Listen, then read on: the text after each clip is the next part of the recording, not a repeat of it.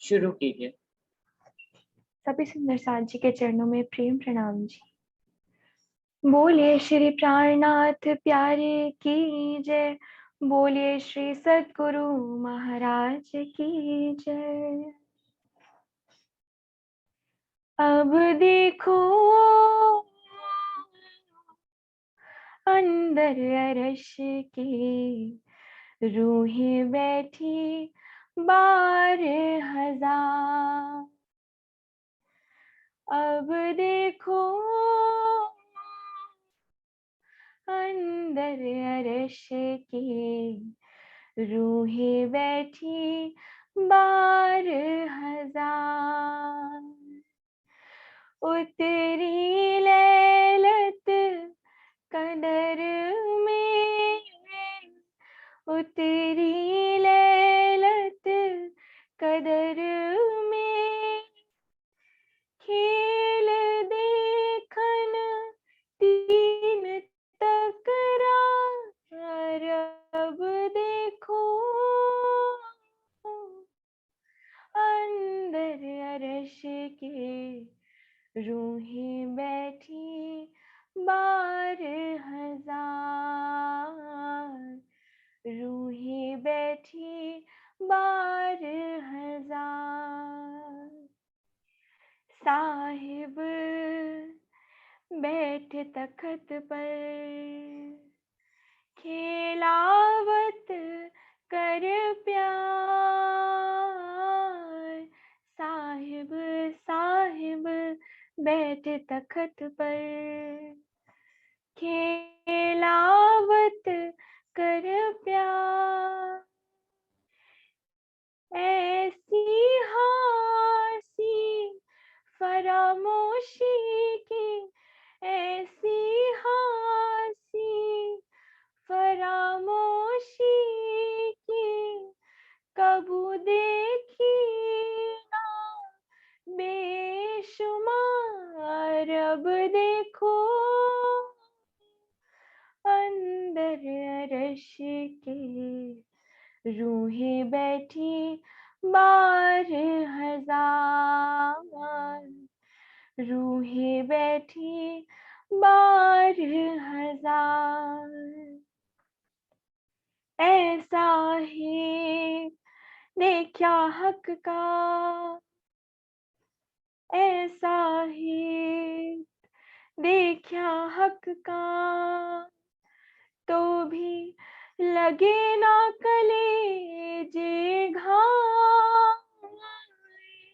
ऐसा ही देखा हक का, तो भी लगे ना कलेजे घाव। ऐसी रब मुझे सुन के, ऐसी रब मुझे सुन के, हाय हाय उड़त नहीं अरवाई। अब देखो अंदर अरश के रूहें बैठी 12,000। रूहें बैठी 12,000।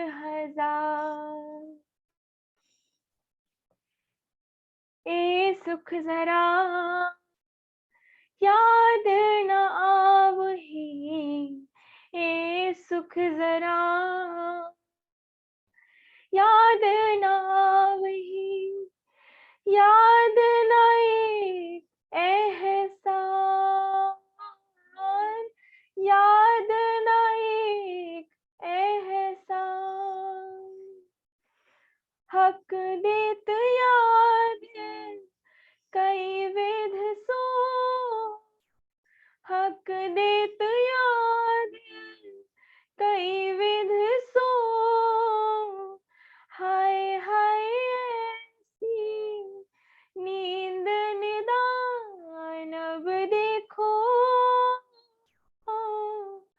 अंदर अरश के रूहें बैठी 12,000।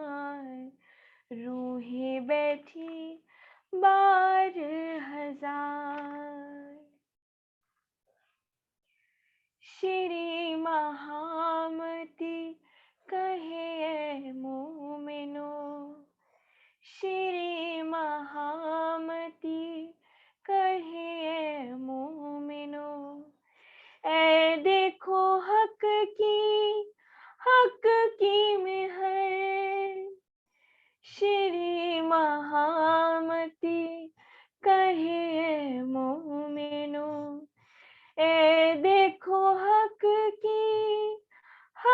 की मेहर, जो एक एहसान हक का लीजिए, जो एक एहसान हक का लीजिए, तो 14 तबक लगे जहर, अब देखो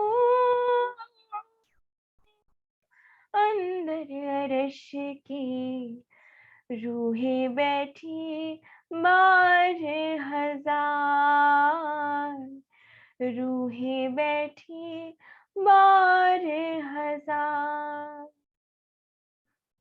अब देखो अंदर अरश की रूहें बैठी 12,000, रूहें बैठी 12,000। बोलिए श्री प्राणनाथ प्यारे की जय, बोलिए श्री सद्गुरु महाराज की जय। प्रणाम जी। धन्यवाद चाहत। शुरू करते हैं सुंदर साथ जी।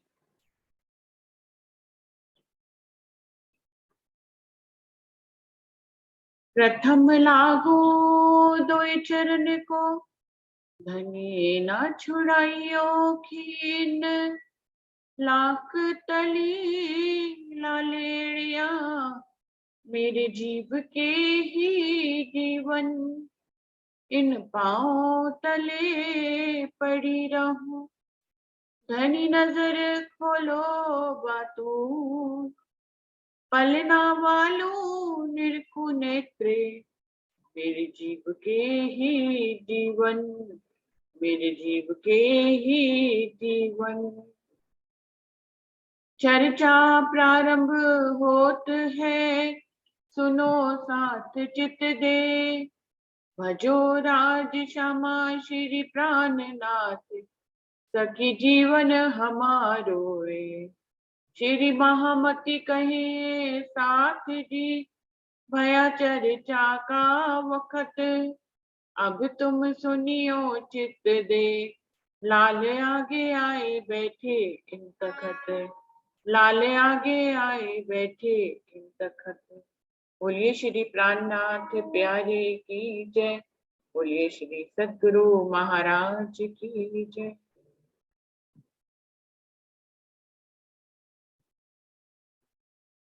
सुंदर साथ जी, बीतक साहब वाणी की का पन्ना तक की बीतक समाप्त हो गई थी और 62वें प्रकरण पे हम मंगला चरण में चल रहे हैं, जहां राजी महाराज श्री जी की 8 पहर की व्रत जो श्री पद्मावतीपुरी में शुरू में भई सो शुरू हुई।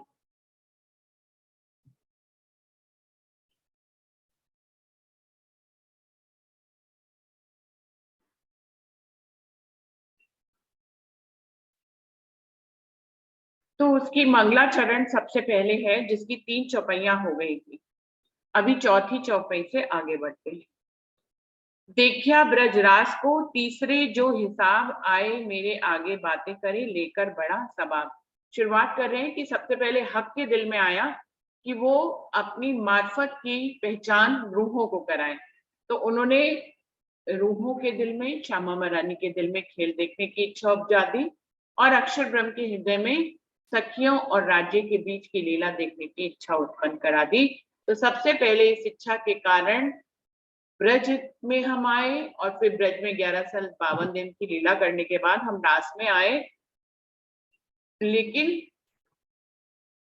फिर वापस परम धाम गए और धनी से बोला कि आपकी माया हमें तो लगी नहीं, ना हमें भुला पाई और हम आपसे प्रेम करते ही रहे। तो इस प्रकार से धनी ने देखा कि अभी इनके अंदर माया देखने की इच्छा बाकी है, तो फिर से खेल देखने बनाने की बात धनी के दिल में आ गई।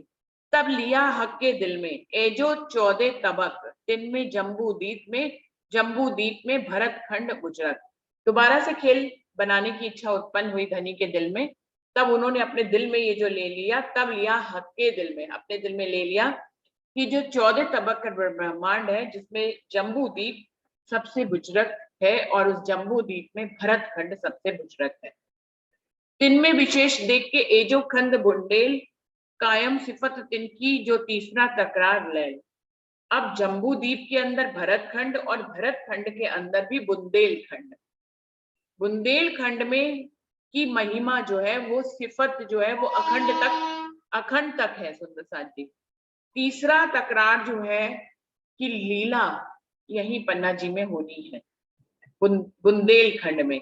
आगे और बता रहे हैं, तामे सिरे सिरदार की एजो पन्ना ठौर, जिनमें सिफत छत्रसाल की नहीं पटंतर। और बुंदेलखंड के अंदर भी पन्ना जी को मुख्य स्थान धनी अपना बनाया उन्होंने। और पन्ना जी में भी जो 10 वर्ष की लीला हुई है, या पन्ना जी में जो भी लीला हुई है, जिसको पन्ना जी को बुंदेलखंड में विशेष बनाया है, उस पन्ना में भी छत्रसाल जी को सबसे विशेष महिमा दी गई है। कहा है कि नई पटंतर और इनके समान कोई भी दूसरा नहीं है। अमरल मोमिन का खिताब महाराजा छत्रसाल जी को दिया और पन्ना को अपना मुख्य स्थान बनाया बुंदेलखंड में। और महाराजा छत्रसाल जी की महिमा पन्ना में सर्वोपरि है। मिलावा सैयन का तामे हुकुम सिरदार, हक की सूरत धनी की करे ब्रह्म सृष्टि सो प्यार। क्या कह रहे हैं, ब्रह्म सृष्टियों का जो मिलावा है उसमें धनी का हुक्म, धनी के हुक्म के स्वरूप हक की सूरत श्री प्राणनाथ जी सिरदार है। पन्ना में जो लीला हो रही है वो जो सखियों का मिलावा है, उस मिलावे में धनी के हुक्म के स्वरूप हक की स्वरूप श्री प्राणनाथ जी सरदार हैं। करे ब्रह्म सृष्टियों से प्यार, और वो अपने परम धाम की सखियों से अत्यंत प्रेम करते हैं।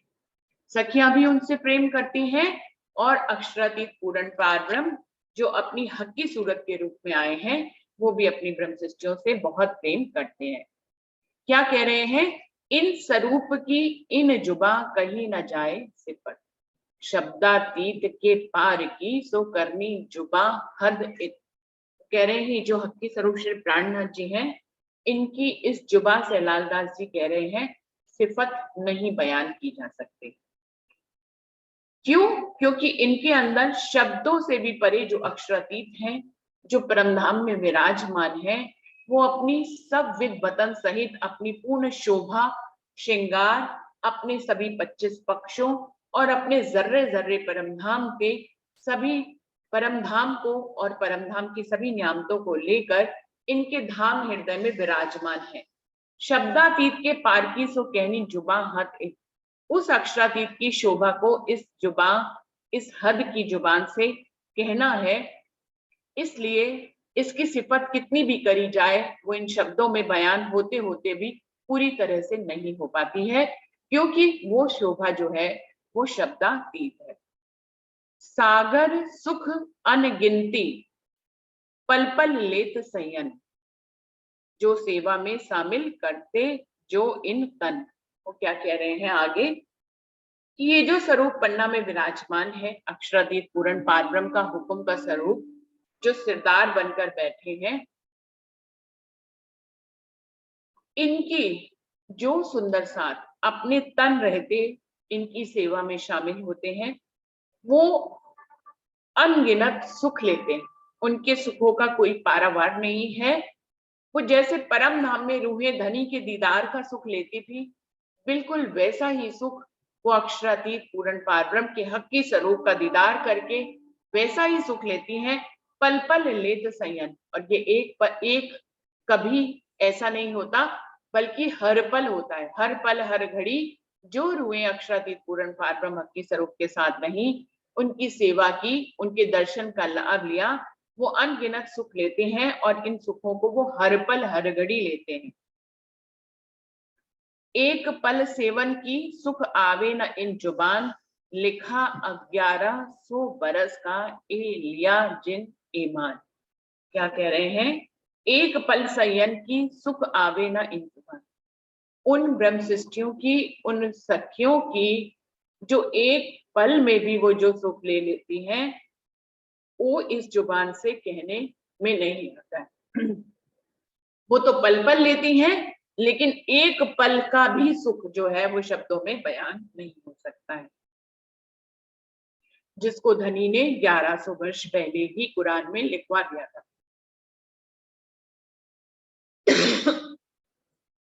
कि जो इस अक्षरातीत पूर्ण पार ब्रह्म के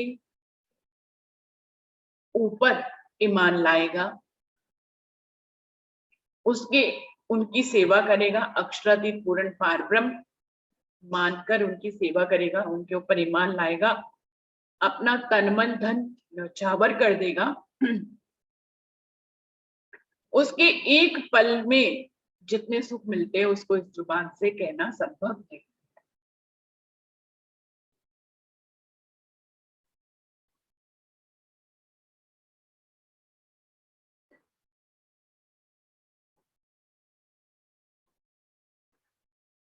तीन सइयों की सिफत क्यों सके कोई कर, पर हुक्म कहवे धनी का ये सिफत सब ऊपर। लालदास जी कह रहे हैं, जो सखियां हक की सूरत के साथ पन्ना में विराजमान थे, उन सखियों की सिफत जो उन्होंने कहा इस शब्दों में नहीं हो सकती है, क्यों सके कोई कर, उन्होंने इतने अनंत सुख लिए हैं कि उनकी सिफत को कोई भी शब्दों में नहीं कह सकता है। पर हुक्म कहवे धनी का ये सिफत सब ऊपर, लेकिन धनी अगर अपने हुक्म से कहना चाहे तो कह सकते हैं, कोई और नहीं कह सकता है उनकी सिफत के बारे में, लेकिन स्वयं धनी अपने हुक्म से उनकी सिफत कर रहे हैं। इस ये सिफत सब ऊपर, इसलिए ये सिफत सबसे ऊपर है।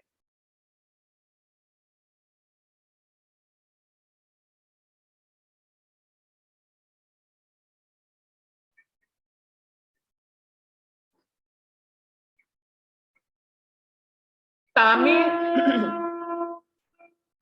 तामे सेवा कर जो संग चले, ताकि सुमार ना आबे सिफत, ए तो भई बका मैंने एक कहनी जुबा हद इत। उनमें भी उनको और सर्वोपरि जाहिर कर रहे धनी, जो हक की स्वरूप के ऊपर जिन्होंने अपनी जान भी न्यौछावर कर दी। पूरा जीवन तो उनकी सेवा में बिताया ही बिताया, अपना अंतिम समय भी उनके ऊपर ही न्यौछावर कर दिया। तामे सेवा कर जो संग चले, जो सेवा करते रहे अपना जीवन पर्यंत, और फिर उन्हीं के ऊपर अपने प्राण न्यौछावर कर दिए, ताकि सुमार ना आवे सिफत। वो कह रहे हैं उनकी सिफत तो बिल्कुल भी शब्दों में नहीं आ सकती। ए तो भाई बका मैंने एक कहनी जुबा हद, मैं तो इस जुबान से, हद की जुबान से उनके बारे में कुछ कह भी रहा हूं धनी के हुक्म से। लालदास जी कह रहे हैं इनकी शोभा तो अखंड हो गई है परम धाम में। हम परम धाम में यहाँ के सुनहरे समय को याद करेंगे, जब याद करेंगे तो वैसे ही हमारे दिलों में याद हो जाएगी, वो अखंड हो जाएगी। तो कह रहे हैं ए तो भई बका मैंने, इनकी तो शोभा अखंड हो गई है। योग माया के ब्रह्मांड में भी हमारी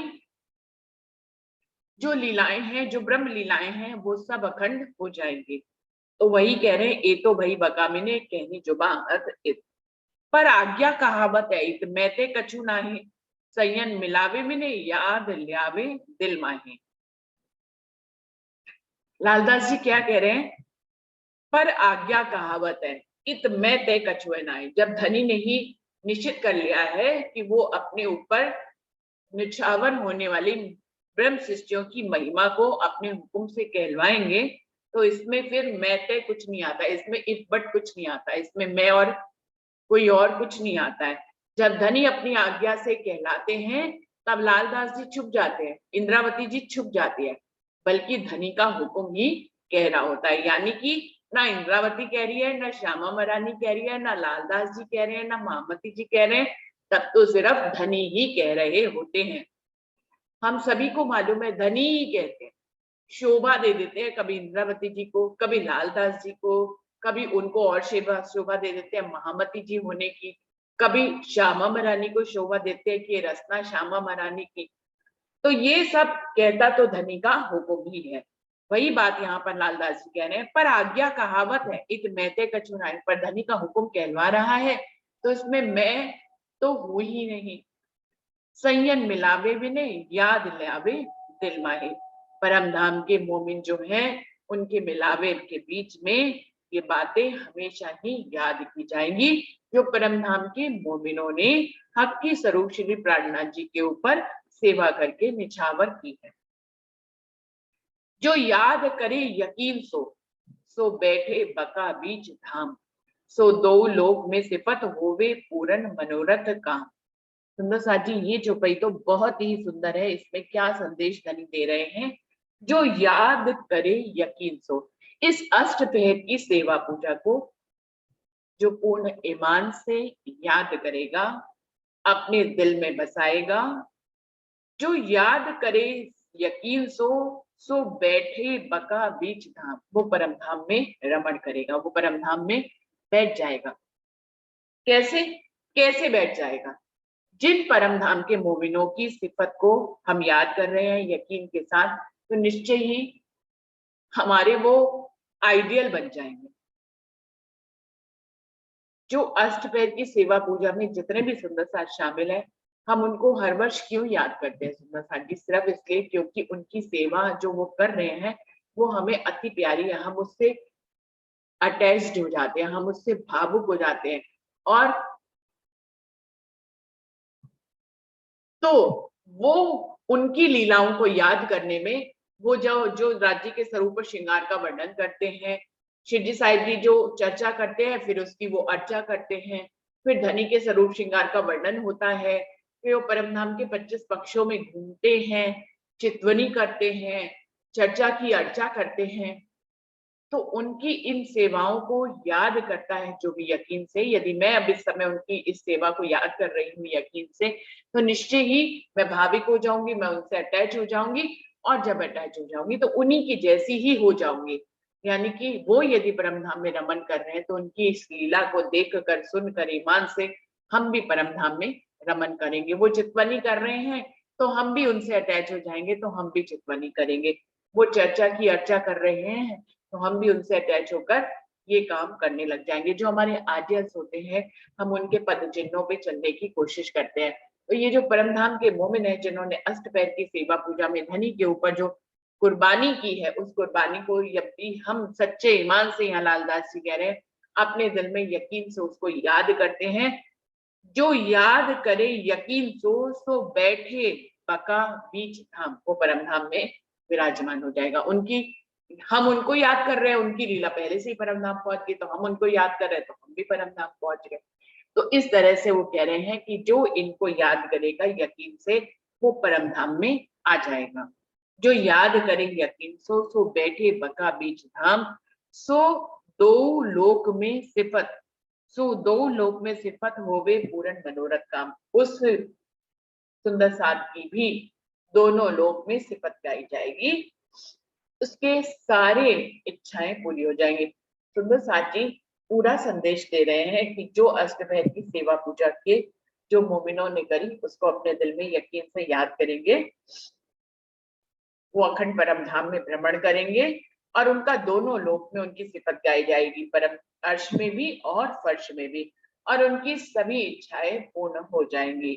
तो इसमें कोई भी स्वयं धनी का हुक्म ये बात कह रहा है तो निश्चय ही ये बात सत्य है।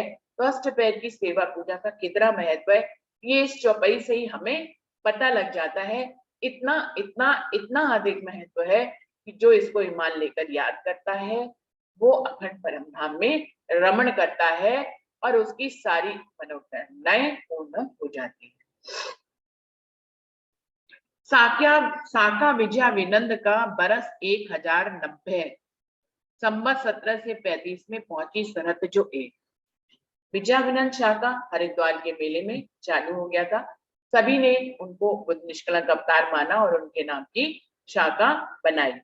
तो वो समय जो था वो 1735 का था और हिजरी संबत के हिसाब से 1090 वर्ष का था। पहुंची शरत जो कुरान में जो शरत कही गई थी कि अक्षरातीत पूर्ण पारब्रह्म कब जाहिर होंगे, वो शरत पहुंच गई है।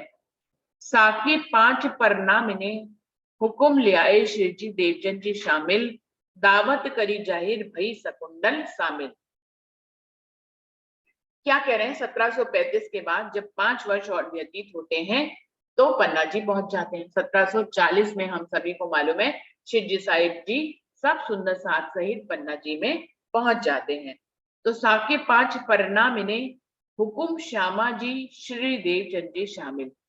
हम सभी के साथ श्यामा मदानी श्री देवचंद जी भी शामिल है, जिनके अंदर परम धाम की श्यामा मदानी की आत्मा आई है। दावत करी जाहिर वही सकुंडल शामिल। यहाँ पर शिवजी साहिब जी पूरे ब्रह्मांड को सभी साक्ष्यों सहित अक्षर पूरे पारब्रह्म और श्यामा मदानी की पहचान कराएंगे और इसको जाहिर करने में सकुंडल सखी यानी कि महाराजा छत्रसाल उनके साथ शामिल रहेंगे। बेबरा 3 सूरत का जुदे हवाले जुदे काम, एक हुक्म जोश एक आत्म पहुंचे एक ही वक्त मुकाम। लालदास जी क्या कह रहे हैं, 3 सूरत का यदि बेबरा किया जाए तो इन तीनों को अलग अलग उत्तरदायित्व के साथ इस दुनिया में भेजा गया। बसरी मल की हक्की की बात कर रहे हैं सुंदर साथ जी। बेबरा 3 सूरत का जुदे हवाले जुदे काम, 3 सूरत का बेबरा यदि अलग अलग करके बताएं, लालदास जी कह रहे हैं, तो इन तीनों को अलग अलग उत्तरदायित्व सौंप कर इस दुनिया में भेजा गया। एक हुक्म जोश एक आत्म पहुंचे एक ही वक्त मुकाम। वो कह रहे हैं जो बसरी स्वरूप थे उनके अंदर जो है वो हुक्म और जोश की शक्ति आई। एक हुक्म जोश, पहले जो बसरी सूरत है उनके अंदर हुक्म और जोश की शक्ति आई। एक आत्म जो दूसरा स्वरूप है वो धनी देवचंद जी का है, जिसके अंदर परमधाम की श्यामा मदानी की आत्म है। पहुंचे एक ही वक्त मुकाम, और ये दोनों ही स्वरूप हिंदू और मुस्लिम पक्ष को लेकर शिवजी साहिब जी के अंदर भी विराजमान हो जाते हैं। मोहम्मद बसरी सूरत कुरान पक्ष को लेकर और हिंदू पक्ष पे सभी धर्म ग्रंथों को खोलने वाली चाबी लेकर श्यामा मदानी इस दुनिया में आई है। वो भी जो है इनके अंदर अपने तारतम ज्ञान के साथ शामिल हो जाती हैं हक की स्वरूप के अंदर। धनी हजूर पहुंची तीनों भई मजकूर दिल से, सुने हरफ 90,000 के सब रोशनी इन पे। ये तीनों सूरत धनी के दीदार करने मूल मिलावे पहुंची हैं। भाई धनी हजूर पहुंचे तीनों भई मजकूर दिल से, तीनों से ही धनी की वार्तालाप हुई। सुने हरफ 90,000 के, मोहम्मद साहब ने 90,000 हरफ सुने, जिसमें 3 शरीयत के 30 शरीयत के थे, 30 हकीकत के और 30 मार्फत के थे। सुने हरफ 90,000 के सब रोशनी इन पे, इनके पास परमधाम की पूर्ण रोशनी पूर्ण ज्ञान है। इन तीनों स्वरूपों के पास इन तीनों की ही धनी से वार्तालाप हुई आत्मिक स्वरूप से, और इन्होंने 90,000 हरफ सुने। बसरी मलकी और अक्की हुकुम 3 सूरत, 3 दई हयाती दुनी को करी रोशन, करी सैयन वास्ते सरत। वो कह रहे हैं बसरी मलकी अक्की जो 3 सूरत है धनी की, ये तीनों ही धनी के हुक्म की 3 सूरतें हैं, और इन्होंने अपने हुक्म से ही पूरी दुनिया को हयात किया है। 3 दई हयाती दुनी को करी सैयन वास्ते शरत, और जो बसरी स्वरूप है उन्होंने दोबारा आने की एक शर्त निर्धारित करी है। आई 1000 सूरतें जो बसरी दूसरी 10वीं सदी में निजाम से उतरी। वो कह रहे हैं जो पहला स्वरूप है वो 1000 बसरी सूरत से 1000 वर्ष पूर्व पहले ही बसरी सूरत आए थे, और उनके 1000 वर्ष बाद 10वीं सदी में जो है परमधाम से श्यामा मदानी की रूह इस दुनिया में उतरी। तीसरी जो हक्की कही तिन आई वारसी रोए, मता 3 सूरत का क्या हुक्म जाहिर सोए। और तीसरे जो हक्की स्वरूप है श्री प्राणनाथ जी हैं, उनके अंदर तिनाई वारसी दो, उन्होंने पहले जो 2 स्वरूप है वो इनके अंदर विराजमान हो गए। मता 3 सूरत का, इस प्रकार तीनों सूरतों का मता किसके अंदर, हक्की श्री प्राणनाथ जी के अंदर विराजमान हो गया। क्या हुक्म जाहिर सोए, और अब वो धनी के हुक्म से परम धाम के 25 पक्षों की धनी की सारी शोभा को दुनिया में जाहिर कर रहे हैं।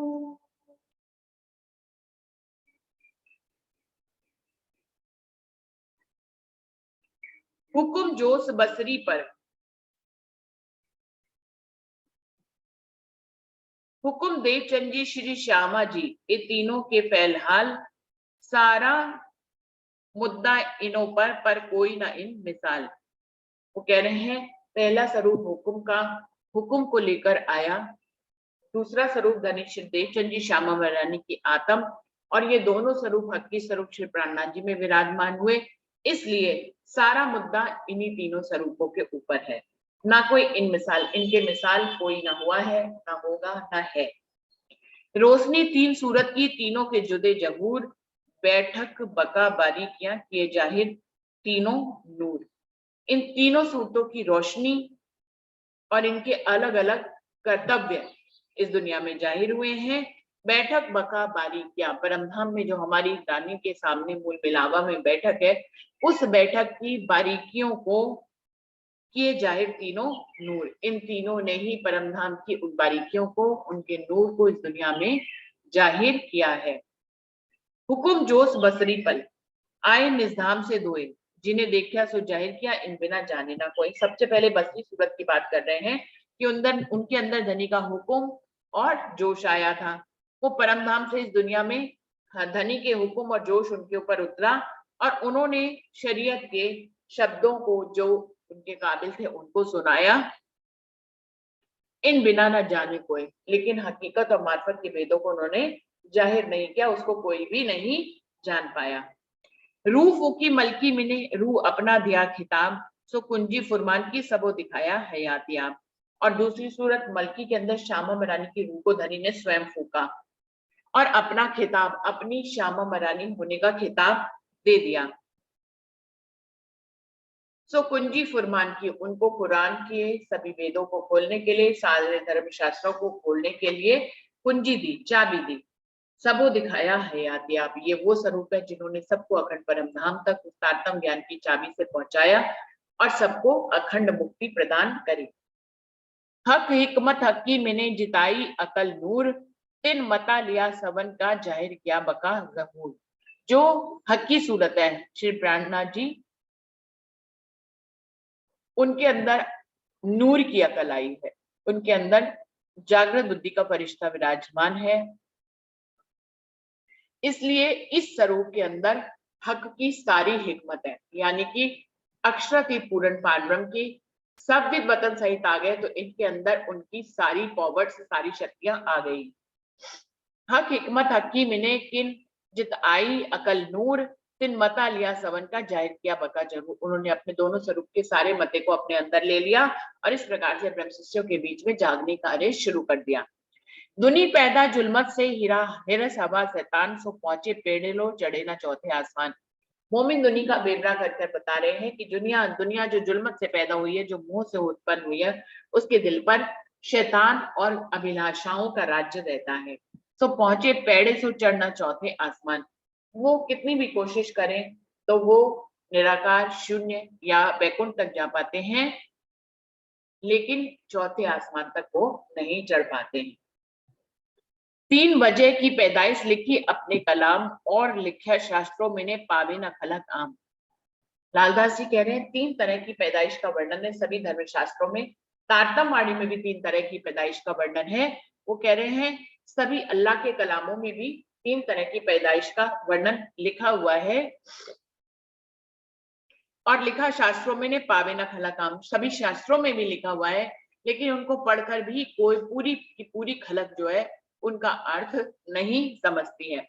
कहूं तीनों का बेवरा, लाहूत जबरूत मलकूत, फैल तीनों करत है बीच जिमी नासूत। लालदास जी कह रहे हैं मैं अब उन तीनों का बेवरा आपको करके बता रहा हूँ। परम नाम के मोमिन जो है वो लाहूत के रहने वाले हैं, ईश्वर सृष्टि जबरूत की है और जीव सृष्टि मलकूत की है। ये तीनों अपने अलग अलग कर्म करते हैं, इस जमीन में ये कर्म करने के लिए आए हैं।